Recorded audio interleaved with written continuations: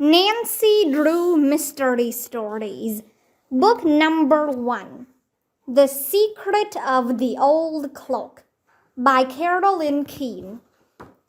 Chapter 1, The Rescue. Nancy Drew, an attractive girl of 18, was driving home along a country road in her new dark blue convertible. She had just delivered some legal papers for her father. "It was sweet of Dad to give me this car for my birthday," she thought, "and it's fun to help him in his work." Her father, Carson Drew, a well-known lawyer in their hometown of River Heights, frequently discussed puzzling aspects of cases with his blonde, blue-eyed daughter. Smiling, Nancy said to herself, "Dad depends on my intuition." An instant later, she gasped in horror. From the lawn of a house just ahead of her, a little girl about 5 years of age had darted into the roadway. A van, turning out of the driveway of the house, was barely 50 feet away from her. As the driver vigorously sounded the horn in warning, the child became confused and ran directly in front of the van. Miraculously, the little girl managed to cross the road safely and pull herself up onto a low wall, which formed one side of a bridge. But the next second, as the van sped away, the child lost her balance and toppled off the wall out of sight. "Oh my goodness!" Nancy cried out, slamming on her brakes. She had visions of the child plunging into the water below, perhaps striking her head fatally on a rock. Nancy leaped out of her car and dashed across the road. At the foot of the embankment, she could see the curly-haired little girl lying motionless, the right side of her body in the water. "I hope," Nancy dared not complete the harrowing thought as she climbed down the steep slope. When she reached the child, she saw to her great relief that the little girl was breathing normally, and no water had entered her nose or mouth. A quick examination showed that she had suffered no broken bones. Gently, Nancy lifted the little girl and, holding her firmly in both arms, struggled to the top of the embankment. Then she hurried across the road and up the driveway to the child's house. At this moment, the front door flew open, and an elderly woman rushed out, crying, "Judy, Judy!" "I'm sure she'll be all right," said Nancy quickly.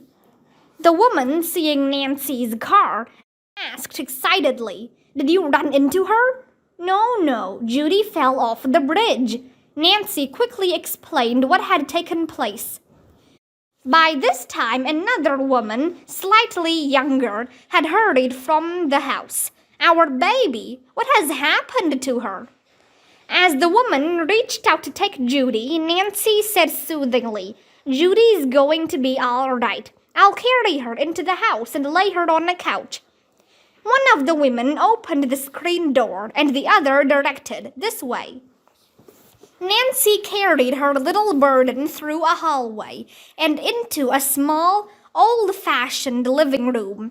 As soon as she laid the child on the couch, Judy began to murmur and turn her head from side to side. "I believe she'll come to in a few minutes," said Nancy. The two women watched Judy intently as they introduced themselves as Edna and Mary Turner, great-aunts of the little girl. "Judy lives with us," explained Edna, the older sister. "We're bringing her up." Nancy was somewhat surprised to hear that these elderly women were rearing such a small child. She gave her name and address, just as Judy opened her eyes and looked around. Seeing Nancy, she asked, "Who are you?" "My name is Nancy. I'm glad to know you, Judy." "Did you see me fall?" Nancy nodded as the child's Aunt Mary said, She rescued you from the river after you fell in." Judy began to cry. "I'll never, never run into the road again. Really, I won't," she told her aunts. Nancy said she was sure that Judy never would. She patted the child, who smiled up at her. Although Nancy felt that Judy would be all right, she decided to stay a few minutes longer to see if she could be of help. The child's wet clothes were removed and a robe put on her. Mary Turner started for the kitchen door. "I'd better get some medication and wet compresses for Judy. She's getting a good-sized lump on her head. Nancy, will you come with me?" She led the way to the kitchen and headed for a first aid cabinet which hung on the wall. "I want to apologize to you, Nancy, for thinking you hit Judy," the woman said. "I guess Edna and I lost our heads. You see, Judy is very precious to us. We brought up her mother, who had been an only child and was orphaned when she was a little girl. The same thing happened to Judy. Her parents were killed in a boat explosion 3 years ago. The poor little girl has no closer relatives except Edna and me." "Judy looks very healthy and happy," Nancy said quickly, "so I'm sure she must love it here." Mary smiled. "We do the best we can on our small income. Sometimes it just doesn't suffice, though. We sold some old furniture to the 2 men in that van you saw. I don't know who they were, but I guess the price was all right." Mary Turner's thoughts went back to little Judy. "She's so little now that Edna and I are able to manage with our small income, but we worry about the future. We're dressmakers, but our fingers aren't so nimble with the needle as they used to be. To tell you the truth, Nancy, at the time Judy's parents were killed, Edna and I wondered whether we would be able to take care of Judy properly. But we decided to try it, and now we wouldn't part with her for anything in the world. She's won our hearts completely." Nancy was touched by the story. She knew what was in the minds of the Turner sisters. Living costs would become higher, and with their advancing years, their own income would become lower. "Unfortunately," Mary went on, "Judy's parents left very little money. But they were extremely bright people, and Judy is going to be like them. She ought to study music and dancing and have a college education. But I'm afraid we'll never be able to give her those things." Nancy said reassuringly, "Judy may be able to win a scholarship or get other financial aid." Mary, finding Nancy a sympathetic listener, continued, "A cousin of our father's named Josiah Crowley used to help us, but he passed away a couple of months ago. For years he used to pay us long visits and was very generous with his money." Miss Turner sighed. "He always promised to remember us in his will. He loved little Judy. And I am afraid Edna and I came to depend on that in our plans for her. But he did not carry out his promise." Nancy smiled understandingly and made no comment. But she did wonder why Mr. Crowley had changed his mind. Josiah went to live with some other cousins. After that, things changed. He rarely came to see us. But he was here just last February and said the same thing, that Edna and I were to inherit money from him. He had always helped us, and it seemed strange that he should stop so suddenly. Mary Turner looked at Nancy. "Maybe you know our well-to-do cousins that he went to stay with. They live in River Heights." "They're the Richard Topham. Do they have 2 daughters named Ada and Isabel?" Nancy asked. "If so, I know them."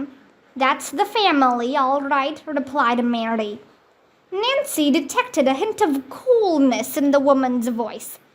"Do you like those 2 girls?" Miss Turner asked. Nancy did not answer at once. She had been taught never to gossip. But finally she said tactfully, Ada and Isabel were in high school with me. They were never my close friends. We, didn't see eye to eye on various things. By this time, Mary Turner had selected a few items from the first aid chest. Now she went to the refrigerator for some ice cubes.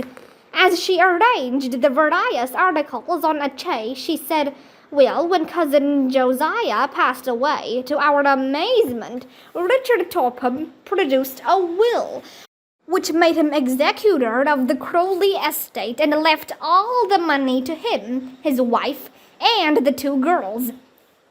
Yes, I did read that in the newspaper, Nancy recalled. Is the estate a large one? I understand there's considerable money in it, Mary Turner replied. Some of Josiah's other cousins say he told them the same thing he told us, and they are planning to go to court about the matter. The woman shrugged, but I guess a fight to break the will would be hopeless. Nevertheless, Edna and I cannot help feeling there must be a later will, although as yet no one has presented it. Nancy followed Mrs. Turner into the living room. The cold compresses helped to reduce the swelling where Judy had hit her head on a rock. Convinced now that the little girl was all right, Nancy said she must leave. Come to see me again soon, Judy spoke up. I like you, Nancy. You're my saving girl. You bet I'll come, Nancy answered. I like you too. You're a good sport. The child's great aunts profusely thanked Nancy again for rescuing Judy. The visitor had barely reached the door when Edna suddenly said, Mary, where's our silver teapot? Why, right there on the tea table. Oh, it's gone. Edna ran into the dining room. The silver candlesticks, they're gone too. Nancy had paused in the doorway, startled. Do you mean the pieces have been stolen? She asked. They must have been, replied Mary Turner, who was white with apprehension. By those men who bought some furniture from us. Instantly, Nancy thought of the men in the van. Who were the men? She asked. Oh, Mary, how could we have been so careless? Edna Turner wailed. We don't know who the men were. They just knocked on the door and asked if we had any old furniture that we wanted to sell. We'll never get the silver back. Maybe you will, said Nancy. I'll call the police. Oh, dear, Mary said woefully. Our phone is out of order. Then I'll try to catch up to the van, Nancy declared. What did the men look like? They were short and heavy-set. One had dark hair, the other light. They had kind of large noses. That's about all I noticed. Me too, said Edna. With a hasty goodbye, Nancy dashed from the house and ran to her car.